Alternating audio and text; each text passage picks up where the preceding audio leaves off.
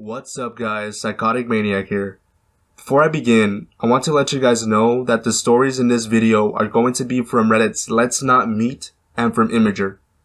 I also want to give out a warning because some of these stories contain topics of kidnapping, extreme stalker behavior, and extreme violence. I'm giving out this warning because I received complaints from the series A Private Eye's Troubling Discovery. People complained that I didn't give out a warning when the story had extreme scenes like part 1 and 2. I also want to give a heads up to everyone that this channel is going to be narrating stories that have these type of topics, kidnapping, violence, and stuff like that. So if these topics offend you, you might want to look for a channel that has more suitable topics for you. I just want to let you guys know that. So, don't think that I'm pushing guys away, don't think that I'm saying that, oh, don't watch my content and whatnot. I want you guys to watch my content, but I just, don't want to offend anybody. So if you get offended by topics of kidnapping, violence, gruesome scenes and stuff like that, do yourself a favor and go look for other videos, so you don't get offended and then YouTube comes knocking on my door saying, why are you offending people? That's the last thing I want to do. So, I just want to give you guys that warning, that heads up. Oh yeah, I also want to add that the stories I narrate on my channel, I have complete permission from the authors to narrate them. I don't want you guys to think that I go to Imgur, to Reddit, to Let's Not Meet and grab different stories without the permission of the authors. I want to let the authors know that I'm narrating their stories, that I want to narrate their stories. I always ask them before I read a story. I always message them before, when I find a story that I like, that sounds, interesting, that's intense, or that it's just good. I ask the author, I message them and ask them, hey, can I narrate your story? I'll give you full credit, I'll link you in the description. So, I always ask for permission before I narrate a story. I've been getting questions from people asking, hey, do you narrate the stories with the permission of the author? And I would say, yeah, I always ask for permission. I don't want you guys to think that I'm grabbing stories from people without their permission, without their knowledge. I just want to let you guys know that. So yeah, let's begin. Number 1. Alright, so this first story is going to be from Imgur. And the story isn't written in a story format, so I'm going to try my best to make it feel like a story. And this is going to be from a male perspective. My life has been swarmed by a creep, and today I confronted them. By CG. Imgur, it's over. I finally spoke my mind to someone that's been making my life hell for past 2 years. So a little background on this. Summer of sophomore year, I had 3 friends. For the sake of this, we will call them Cody, Martin, and Brett. We would always, and when I say always, I mean always, hang out, talk on Xbox, play airsoft, etc. We were close, and knew everything about each other. We live in UP, Michigan. Summer comes along, and Martin, Cody, Brett, and I start working summer shifts at our local grocery store. I also work at camp on the weekends. All of us are pretty busy. Brett wanted to work with us at Dick's, so he filled out an application. Later, June comes around, and while Cody and Martin are on a trip and I working at camp, Brett kills himself. I was so sad. The day after, my friends came home early from the trip. I left camp to go visit Brett's grandparents' home. He lived there instead of a shit home in Cali. And I find Martin there already. Such a sad time, and it was super hard for all of us. The next day, Cody, Martin, Alex, you will hear more of him later, and I show up to his grandparents' place again. They cook for us, and we keep them company. Completely out of the blue, cries, "We will go with this." Shows up acting like she was close friends with Brett. We all knew she was crazy, But nobody knew what was to come. From here on out, she spends her time completely at Brett's place. At this point, my friends and I were super pissed. We hated her there, and knew she was just using them. Nobody had the guts to say anything. At this point, she convinced the grandparents and parents that she was best friends with Brett, and it pissed us all off. I don't understand why she needs the attention, but it was so morbid, and the family was so unaware. So she begins to take Brett's 1-year-old sister from Cali for walks around town without anybody knowing. This freaks everyone out when they can't find the kid or that creepy bitch. Cries starts to get all snappy at the family, and really attached with everything they did. She would text both sides of the family and start to get rude with them. The grandparents at this point, it's been about a month or so, are sick of her shit and begin to push her away. At this point, me and my friends were sick of her shit too. I just wanted her out of these poor people's lives. But lo and behold, things get worse. After Brett's parents return home to Cali, she starts spreading rumors about things back home. Brett's parents get pissed and cut off all contact with the grandparents. Fuck. This girl becomes BFFs with Brett's biological parents and goes and visits them. How this happened, I don't know. Cries was still milking the system and trying to get attention. So she starts talking to my aunt and uncle and proceeds to go to my cousin's birthday. I was so afraid. I hated it. My little brother had nightmares of her from all the stories I told on how fucking psychotic she was. And when he saw her, he literally cried. Part of me feels bad about this and how low this makes her, but she asked Alex, the guy from earlier, for sex and said she would pay him. This kid was 16 years old. He quit working the next day. So one of my friends had a cousin who died many years ago. Many members of our town did an event to celebrate the life of the cousin. Cries, right after the second or third year of the events taking place, tried to talk to the family and tried to pull the same shit that she pulled on Brett's family. This sucked for her because my other friend's mom was super close friends with Brett's grandma. Suck it, bitch. This sucked so much. This guy had no idea what he was getting himself into and thought that she was cool until she got all fucky. He knew the risks and ran for the hills. Tides change. This is karma and proof that karma exists. This is when life takes a big old steamy shit on Cries. And she kept on sexually harassing the staff, and one of the female staff threatened to sue the store because of her and then files for sexual harassment. She also tried bringing another guy home one night, and his car caught on fire while he was following her home and never made it there that night. I don't know what the odds are. This is why customer complaints are so valuable. She had been complained about for years and nothing was done. 3 customers in 3 days complained about her, and management starts looking into her shit. I was totally there when she realized she got fired. We were all sitting in the break room. She walked in and fucking stormed out. Things were looking up. Now, this past rant expands from the past 2 years, and nobody had the guts to ever say anything until she got fired, which was about 2 weeks ago. Through the shitstorm, I blocked her on most social media, but still somehow she got a hold of me. I am tired, Imgur. She surrounds my life. I'm stressed. I don't know what to say. I just want her away. She used to message my exes, my sister, even at one point, my brother. Number 2.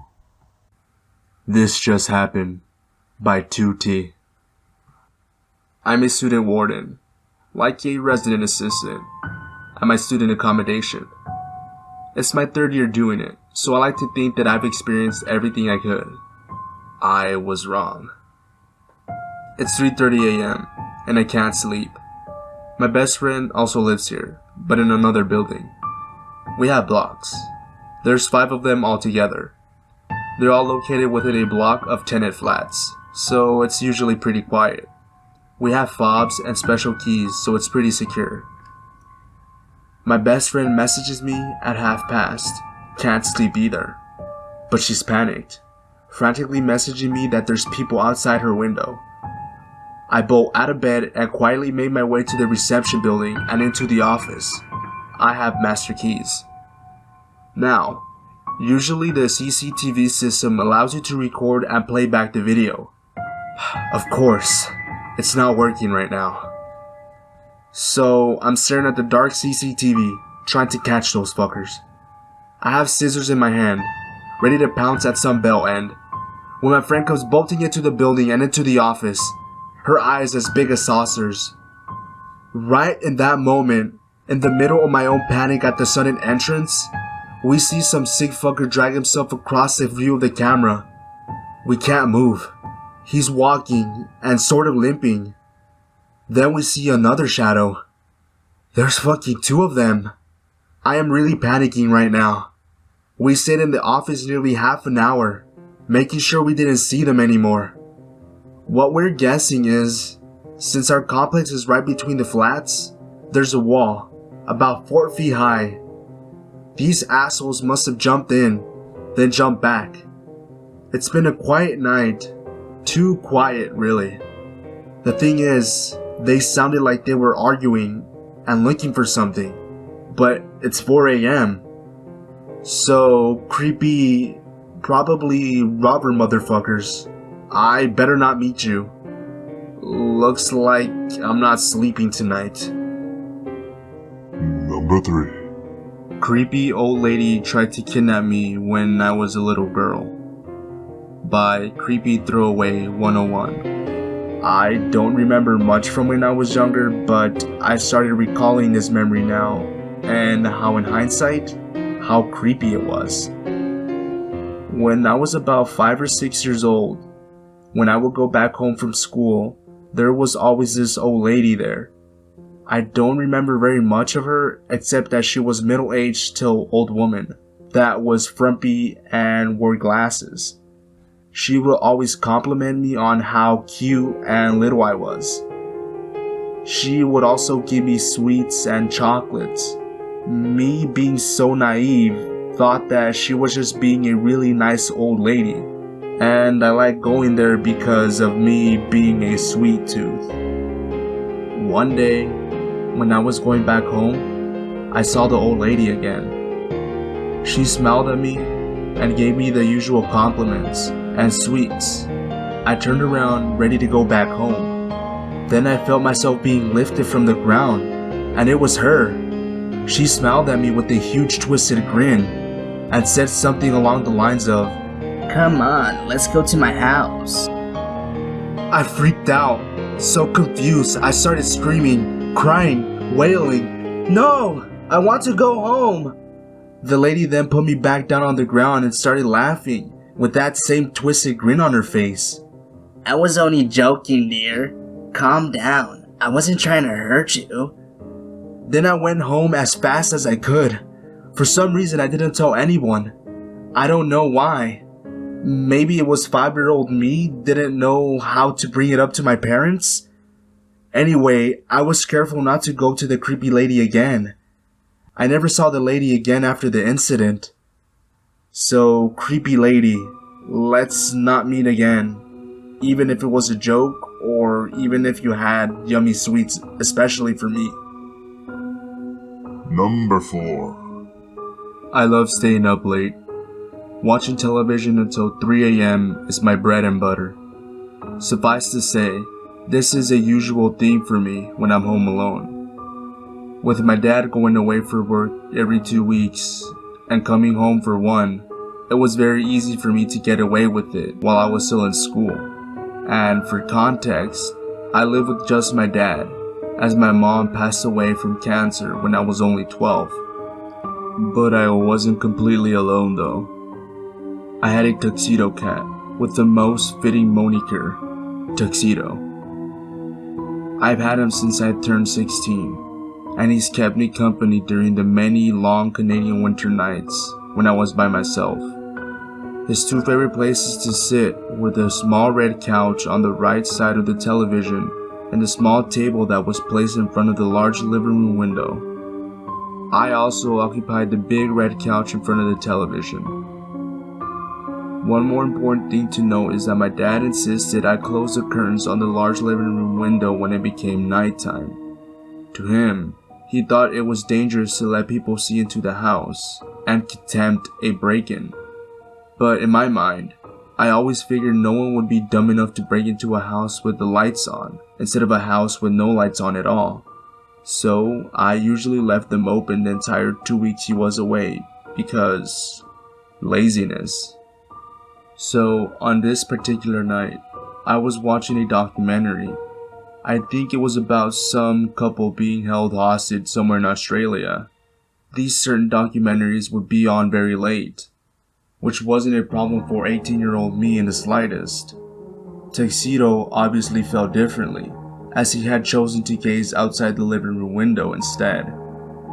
As it had just entered commercial break, Tuxedo started giving me soft cries as his eyes were staring in the direction of the front door, which was on the left side of the window. He usually does this if he sees someone outside the door, which was more commonly during the day than the night for obvious reasons. It was actually very out of the ordinary for Tuxedo to do this so late.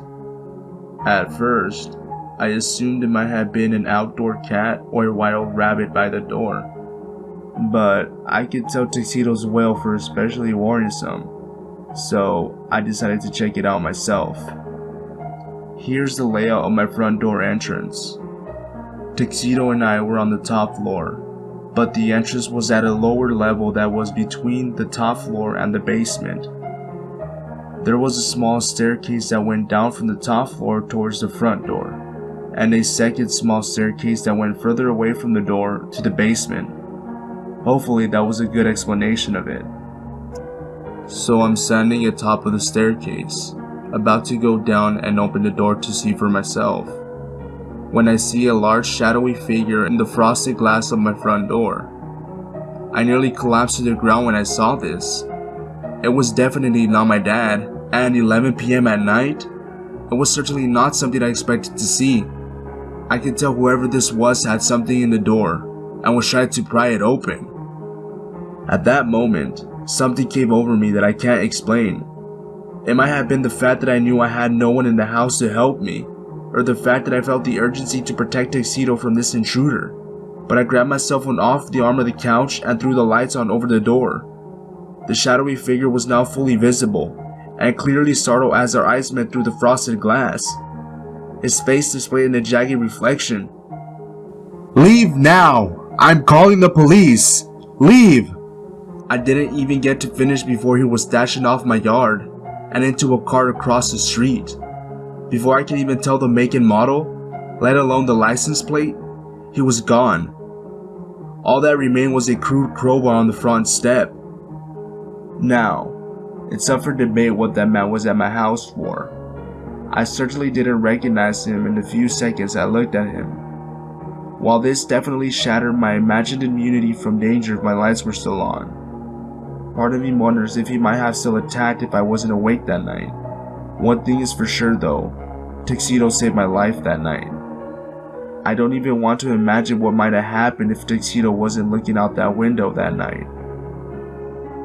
Number 5. Old man kidnaps me, thinks I am the reincarnation of his dead wife. By Sweetalker. On a rainy night, in the era before cell phones, I was 18, walking a very long way home from work. I foolishly accepted a ride from a strange man.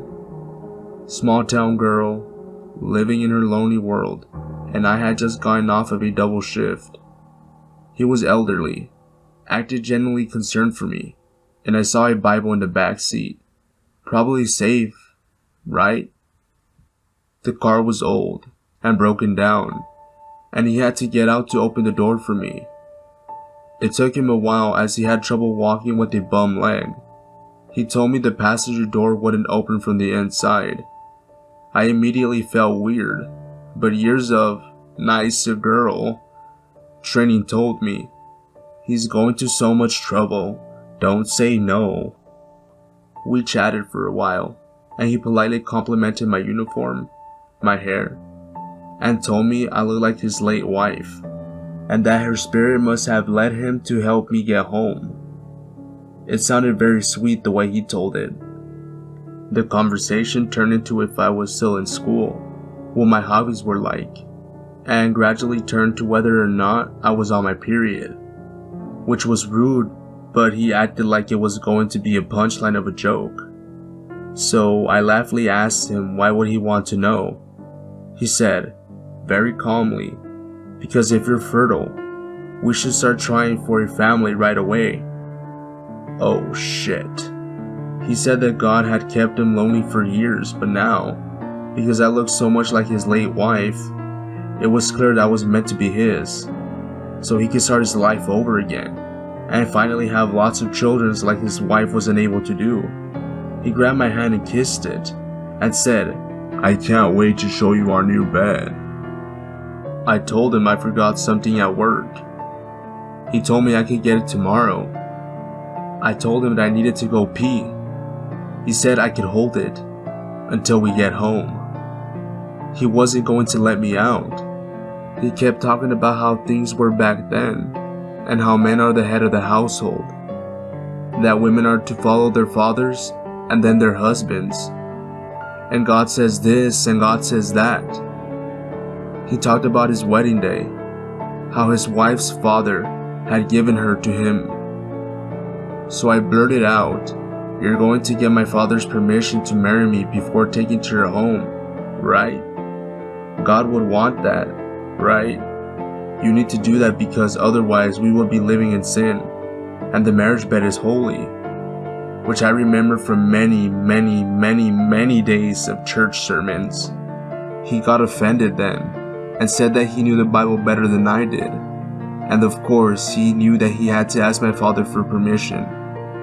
I told him that we couldn't live together in sin, and we should go to my house before going home, and I reminded him that the street wasn't far. Still trying to keep the conversation light and joking, I told him that's what a godly man would do, and he wholeheartedly agreed. Then we got to the street where I had previously told him I lived. He asked which house was my parents'. I gave him a fake house number, far away from mine, and had him drop me there. He wanted to come inside. I told him that I needed to let my parents know about God sending me a husband before he can meet them. I said it would take a few days. Come back tomorrow.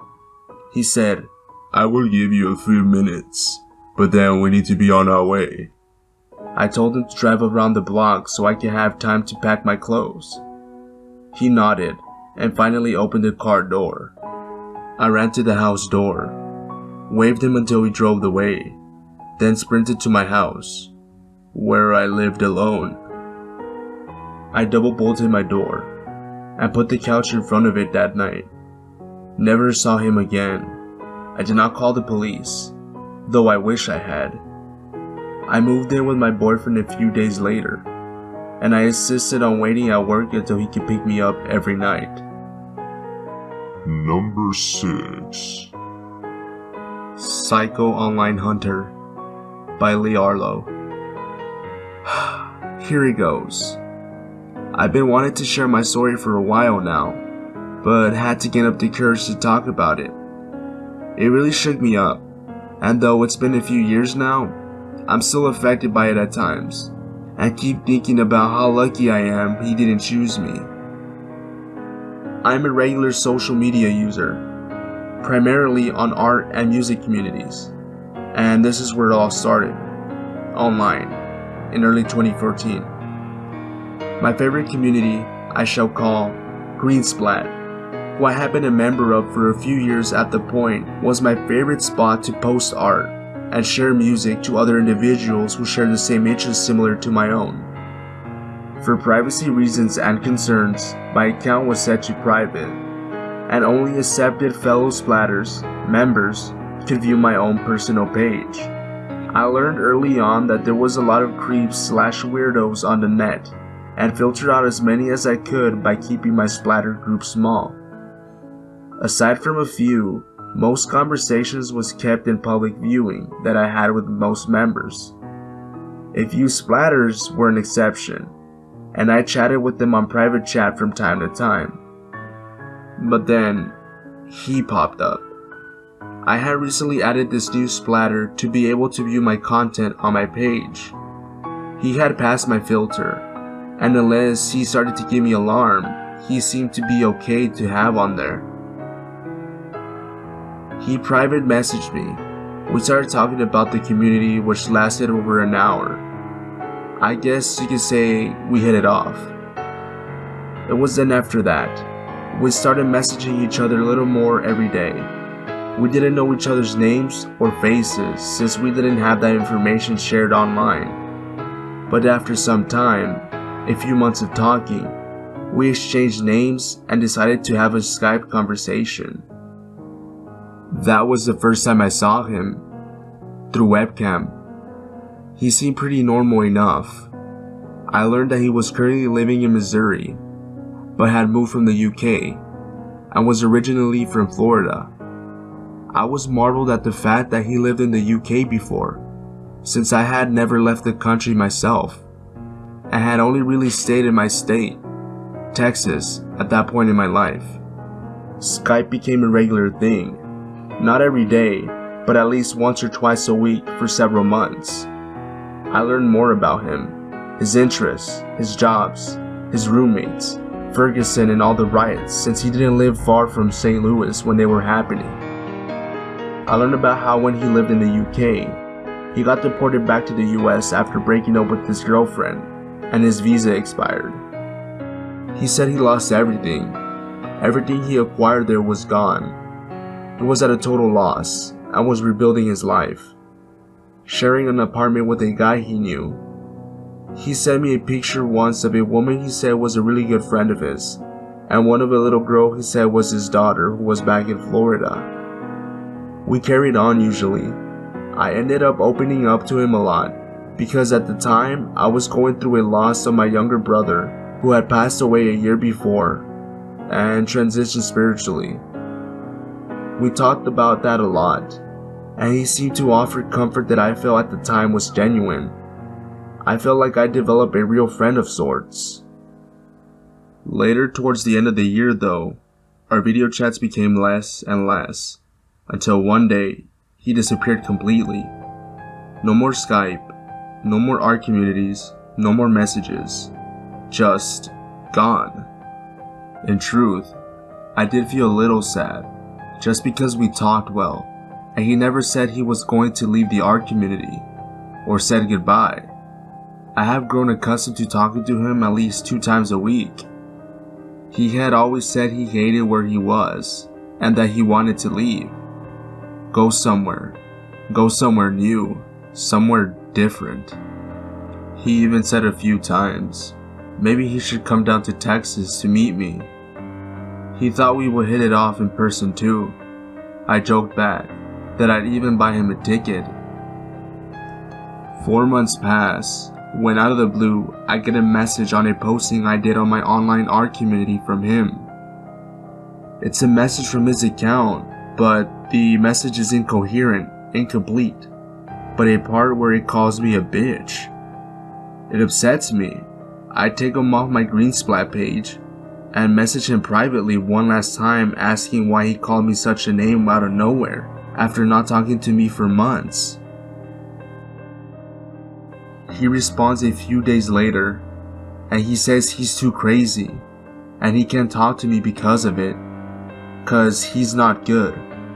He then says, by the way, I don't like your red hair. It looked better darker.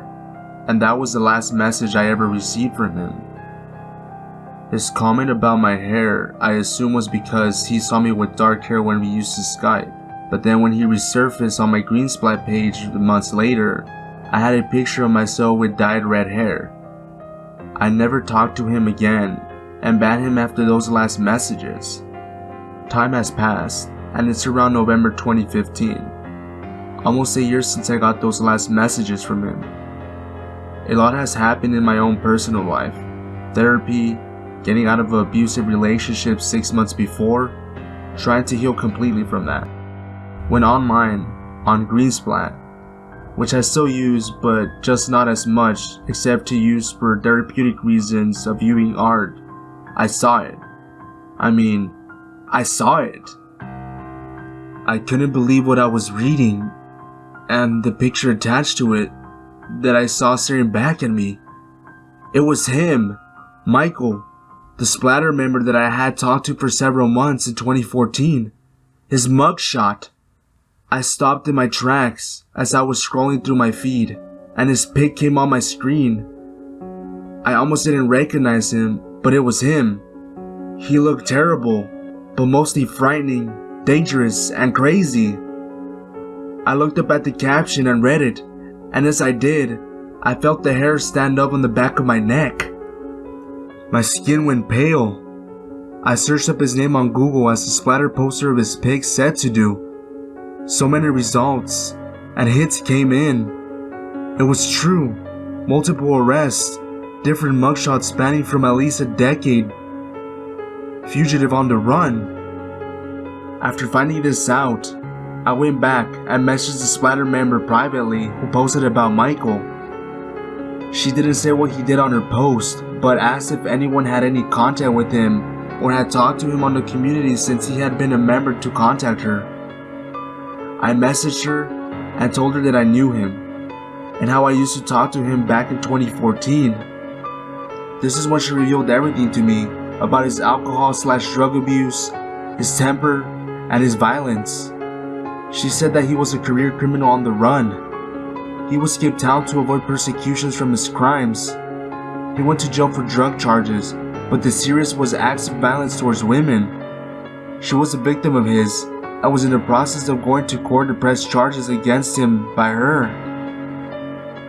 She told me her story about how she met him on the Greensplat art community, how they started casually talking after he seemed to just pop out of nowhere. She lived alone with her elderly mother, who she had to take care of while she was still handicapped with a medical condition. She couldn't really have a normal social life because of it. So when Michael came around, they seemed to hit it off, and they started an online relationship. Eventually, Michael persuaded her to buy him a bus ticket to come stay with her and her sick mother in Alabama. He told her that he loved her, and he took advantage of her loneliness just to ease his way into her life. Once he arrived, she said that he lived with her for a few months, and everything was going great. He did things around the house, was looking for work, was nice to her and her mother. She felt happy, but for a while, until all of a sudden she said that he started drinking to the point where he would become cold, distant, and silent. She said that his eyes were always bloodshot. He stopped looking for work, and he stopped helping around the house. He stole some things. She started seeing how he really was, and quickly knew that she made a mistake by letting him come into her home. Then one night, as she was sleeping, she woke up suddenly and sat up in her bed as an eerie feeling came over her. She didn't know why she felt this way and was trying to gather her sense of vision from just waking up, when all of a sudden, a figure jumped on top of her and tried strangling her. She broke free, ran to a neighbor's to call for help. When the police arrived, he was gone, but she knew it was him, Michael, because she saw his face, his eyes. He was picked up the next day and taken in on assault and strangulation. It was then when she herself learned of his history of extreme violence against women. After that, she told me she was going to therapy and was traumatized by the attack. When I told her the details of my interaction with him, we learned he was talking to us at the same time, as well as other women in other states. We put together that he was hunting, trying to find another woman to trick, to get close to lure into his trap, and victimize. She told me she had seen a picture of me because he had shown it to her, and when she asked who I was, he said an old friend. I mentioned the photo that he had shown to me of a woman one time. I described it, and she said that was a picture of her. So he showed both of us a picture of each other. I was talking to her more and more, and seeing the trauma she was going through, I felt guilt. I realized the time he had stopped talking to me was when he went down to visit her. That's why he went missing. I realized he was weighing his options between us and others. He mentioned coming to Texas, and I joked about buying him a ticket, but for some reason he never pressured me or tried persuading me like he did to her. Maybe she seemed easier to get to? I want to say that I wouldn't have sent him one, but what if he persuaded me somehow? Especially when I was in a vulnerable state with the death of my brother. It's scary to think that not only did I talk, engage, laugh, share personal things with such an individual, but the fact that I may have come face to face with one who would possibly try to physically harm me, or worse, kill me. Looking back, I remember one Skype chat in particular. He had been drinking while we talked. I remember at one point, he had a look on his face. His eyes were bloodshot, and he grew quiet, yet his face looked almost angry, or rage-filled. I commented on it, and he just said that it was a long day. We ended the chat soon after, cause he almost seemed in another state, like darkness void, which I attributed to alcohol, but maybe it was the madness inside him. The justice system failed. Last time I heard, he was back on the streets. I also reflect on his red hair comment to me. It was random, but I learned from the splatter poster that he victimized that he had a deep fondness for red-headed women, and that she had red hair. I wonder if he had something against women with that color of hair even more. Like a love-hate thing. There's a little bit more info that I can add, but I'm going to take a small break because it took me several hours to type all that. Update. The splatter woman who had the encounter with him left the community shortly after me finding out about him. She, being a longtime member, felt like it ruined it for her. Well, they had a case. She gave me the attorney's contact info and his mine, in case he used my information to show his agenda and how he scouted different victims. I couldn't make it out of there in person, but I will consider it. I never found out why they did, but knew he was released.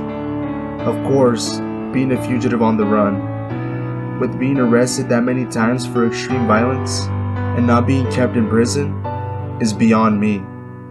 I even had some old Skype conversations, pictures of him from those conversations saved, but I deleted them after because the thought of him sickened me. I wouldn't be surprised if he's still doing the same thing out there. I know he's very dangerous. The splatter woman told me after the attack, she went through his laptop and found hundreds of pictures from different women saved. Some were for me, and others he was talking to. There were other pictures too. Graphic. She never told me of what exactly, cause she said it was too much. Real or fake, I don't know. I believe they were torture porn related, just knowing him in the short time I did, and interests he told me about. His favorite horror movie was Hellraiser. He loves Korn, the band. Worked as a cook. Serious personality. He uses the name Rama or Rahama Brown for a username. He told me someone gave him that nickname, but I don't remember what he told me it meant. Please be careful if you come across someone online or in person that matches that. If you want to learn more about the suspect in the last story, I am going to leave the links to the articles that the author has left in the comments. You know, if you want to learn more about the suspect or if you want proof that this story is real, check the description and I'll leave the links there.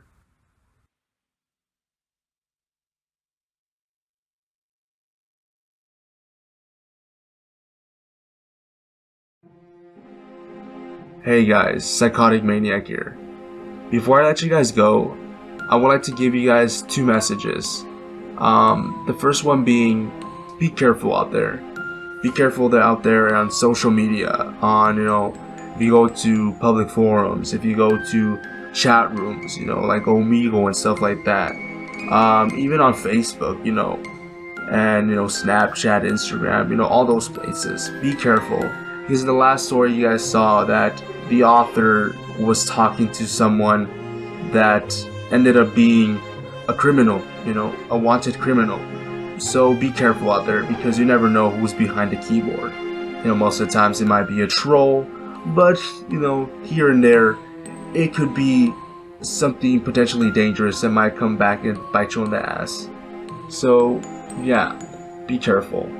And the second message I want to give you guys is that I want to make this channel an interactive channel. I know right now it's not a big channel like the other channels like Corpse Husband, Lazy Masquerade, Mr. Creepypasta, and so many others.